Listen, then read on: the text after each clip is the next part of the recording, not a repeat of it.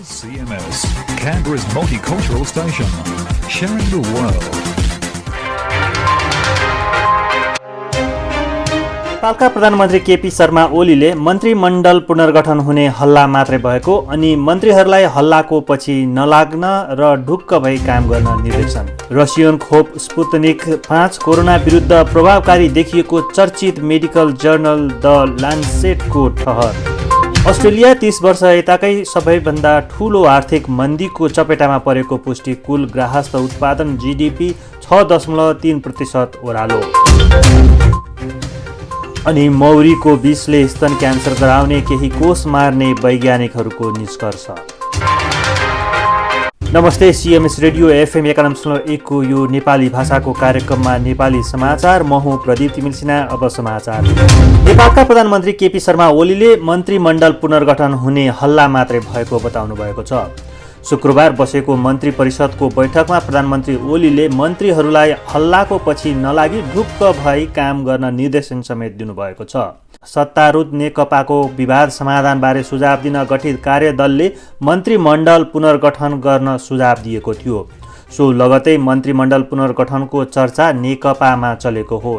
त्यस्तै नेकपा उपाध्यक्ष वामदेव गौतमलाई राष्ट्रिय सभा सदस्यमा सिफारिस गर्न निर्णय शुक्रबारको मन्त्री परिषदले नगरेको प्रधानमन्त्री ओलीको भनाइ उद्धृत गर्दै एक मन्त्रीले बताएका छन्।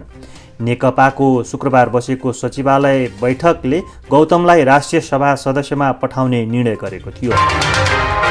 चर्चित मेडिकल जर्नल द लान्सेटले शुक्रबार रसियाले निर्माण गरेको कोभिड-19 को खोप स्पुतनिक 5 ले प्रारम्भिक चरणको सबै सहभागीहरूमा एन्टिबडी विकास गर्न सफल भएको नतिजा प्रकाशित गरेको छ। रसियाले निर्माण गरेको यस खोपमा अमेरिका सहितका पश्चिमा राष्ट्रहरूले पनि शङ्का व्यक्त गर्दै आइरहेका छन्। मस्कोले यस खोपको आलोचकहरूलाई जर्नलले जवाफ दिएको जनाएको छ। दुईवटा परीक्षणको नतिजाले सबै सहभागीमा बिना कुनै गम्भीर दुष्प्रभाव खोपले कोरोना भाइरस विरुद्ध शरीरमा 100% प्रतिरोधी क्षमताको विकास गरेको जर्नलले उल्लेख गरेको छ। यसै वर्षको जुन जुलाईमा 76 जनामा खोप दिएर परीक्षण सुरु गरिएको थियो। रसियाले अगस्तमा भाइरस विरुद्धको यो खोपलाई घरेलु प्रयोगका लागि अनुमति दिएको थियो। यो खोप दुईवटा मात्राको रहेको छ। रसिया कोरोना विरुद्धको खोपको तयार भएर आम प्रयोगको लागि अनुमति दिने विश्वको पहिलो मुलुक हो। 42 दिनको अवधिमा 38 जना स्वस्थ वयस्क मानिसलाई समेत समावेश गरी 2 पटक दिएको खोपले परीक्षणमा सहभागी कसैलाई गम्भीर असर गरेको भेटिएको छैन र खोपले सहभागीहरूमा एन्टिबडी बनाएको पाइएको छ, लान्सेटले भनेको छ। कोभिड-19 को संक्रमणलाई रोक्न, दीर्घकालीन सुरक्षा र प्रभावकारिता स्थापित गर्न मनोवैज्ञानिक तुलना सहितको व्यापक दीर्घकालीन परीक्षण र थप निगरानीको आवश्यकता जर्नलमा अगाडि भनिएको छ। खोपको स्पुतनिक 5 नाम तत्कालीन सोभियत युनियनले प्रक्षेपण गरेको विश्वको पहिलो अन्तरिक्ष सेटेलाइटलाई समर्पित गर्दै दिइएको हो। केही पश्चिमा विज्ञहरूले भने अन्तर्राष्ट्रिय रूपमा खोपको प्रमाणिक परीक्षण र नियमन कदम चालेपछि मात्र प्रयोग गर्नुपर्नेमा समेत सचेत गराएका छन्। तर अन्तर्राष्ट्रिय स्तरमा नै विश्वसनीय रहेको जर्नलले समीक्षा प्रकाशित गरेकोले यो विदेशिक आलोचनालाई मस्कोको जवाफ भएको एक वरिष्ठ रसियाली अधिकारीको भनाइ छ। पछिल्लो हप्तामा रसियाले करिब 40,000 मानिसमा यसको पछिल्लो चरणको परीक्षण सुरु गरिसकेको छ। जर्नलले अगाडि लेख्छ, यसबाट हामीले पश्चिमाहरूले विगत 3 सातादेखि सोध्दै आएको सबै प्रश्नहरूको उत्तर दिएका छौँ। ती प्रश्नहरू रसियन खोपलाई खोट लगाउने स्पष्ट उद्देश्यका साथ सोधिएको थियो। रसियन डाइरेक्टर इन्भेस्टमेन्ट फन्डका प्रमुख किरल दिब्रिदीले भने। खोप निर्माणमा यो संस्थाको सहयोग रहेको छ। सबैको जाँच भएको छ, रोइटर्ससँग उनले भने। अब हामी केही पश्चिमा खोपहरूका बारेमा प्रश्न सुरु गर्नेछौँ। जोन हपकिन्सका Bloomberg school of public health, अमेरिकाको इन्टरनेसनल भ्याक्सिन एक्सेस सेन्टरका प्रमुख लेखक डाक्टर नोर वारजिभले प्रारम्भिक परीक्षणको नतिजालाई उत्साहजनक तर सानो प्रतिक्रिया दिएका छन्। अध्ययनमा सहभागी नरहेका वारजिभले कुनै पनि कोभिड-19 खोपको चिकित्सकीय प्रभावकारिता अझै पनि नदेखिएको बताएका छन्। नतिजा अहिलेसम्मको केसमा राम्रो हो, लन्डनको स्कुल अफ हाइजिन र ट्रपिकल मेडिसिनका माइक्रोबियल प्याथोजेनेसिसका प्रोफेसर ब्रान्डन ब्रेनले भने।